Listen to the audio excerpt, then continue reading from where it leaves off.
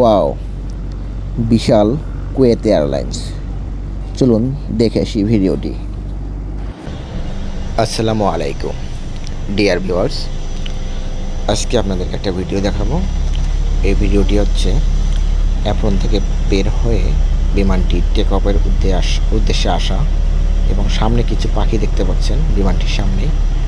অসাধারণ পাখিগুলো। মূলত বিমান পাখিকে ভীষণ ভয় পায়, তারপরেও বিমান যেহেতু এখনও নিচে আছে, সেই হিসাবে দুর্ঘটনা বা কোনো বিপদ হওয়ার সম্ভাবনা খুবই কম।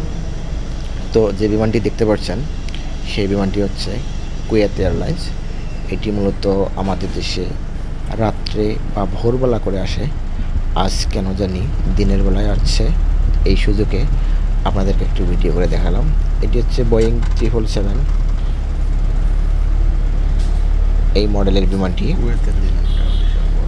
এখন নভেম্বর হয়ে টেক অফ করার উদ্দেশ্যে রানওয়েতে যাচ্ছে। দেখতেই থাকুন।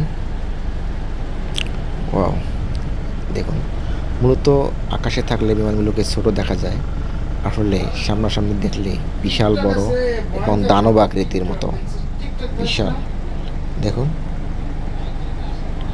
এই বিমানগুলোতে মূলত 400 থেকে 450 জন যাত্রী অনায়াসে আহরণ করতে পারে। ধন্যবাদ সবাইকে।